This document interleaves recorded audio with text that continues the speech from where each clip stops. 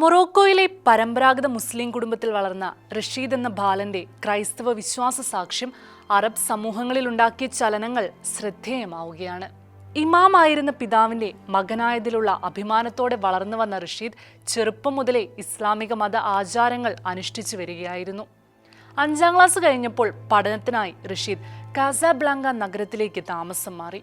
ഒരു ചെറിയ ഗ്രാമത്തിൽ നിന്ന് വലിയൊരു നഗരത്തിലെത്തിയതിന്റെ വിഷമവും വിരസതയും അകറ്റാൻ റേഡിയോ ആയിരുന്നു പ്രധാന ഉപാധി.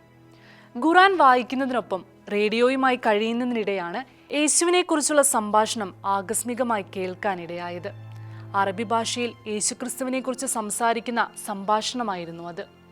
ഈസ എന്നല്ല, യേശു എന്നാണ് അവന്റെ പേരെന്നും യേശു ക്രൂശിക്കപ്പെട്ടുവെന്നും പ്രഭാഷണത്തിൽ പറയുന്നുണ്ടായിരുന്നു. റഷീദ് സ്വയം പറഞ്ഞു, അല്ല, അത് തെറ്റാണ്. രാവിലെ ആകുന്നതുവരെ കാത്തിരിക്കാതെ ഉടൻ തന്നെ ആ പരിപാടി നടത്തുന്നവർക്ക് റഷീദ് കത്തെഴുതി.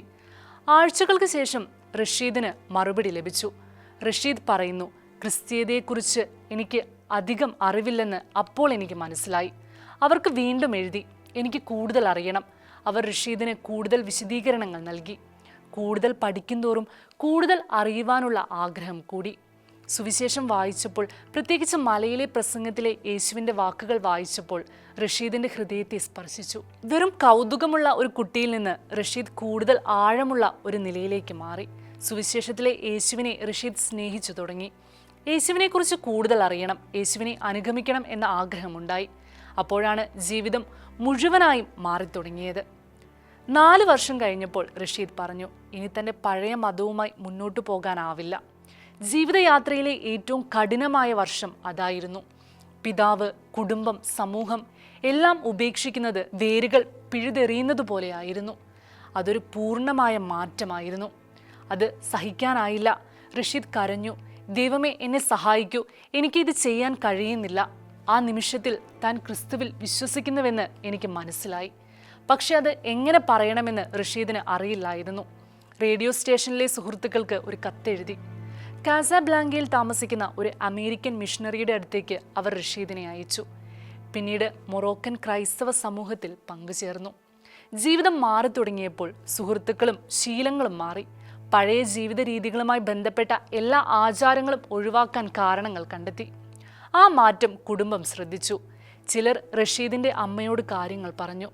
ഒരു ദിവസം കുടുംബത്തെ മുഴുവൻ വിളിച്ചുകൂട്ടി അമ്മ ചോദിച്ചു, നീ ക്രിസ്ത്യാനിയോ മുസ്ലിമോ? തൻ്റെ മാറ്റം റഷീദ് വെളിപ്പെടുത്തി. അമ്മ പൊട്ടിക്കരഞ്ഞു. പലരും ശപിച്ചു, ഇവിടെ നിന്ന് പോകുമെന്ന് ആക്രോശിച്ചു. റഷീദ് അവിടെ നിന്നിറങ്ങി. 2 വർഷം റഷീദ് ഭവനരഹിതനായിരുന്നു. ജീവിതം തകർന്നതായി തോന്നി. റഷീദ് ചോദിച്ചു, ദൈവമേ ഇതെന്തിന്? പക്ഷേ പിന്നോട്ട് നോക്കുമ്പോൾ ആ അനുഭവങ്ങളില്ലായിരുന്നുവെങ്കിൽ വിശ്വാസ ജീവിതത്തിൻ്റെ അർത്ഥം മനസ്സിലാകില്ലായിരുന്നുവെന്ന് റഷീദ് പങ്കുവയ്ക്കുന്നു.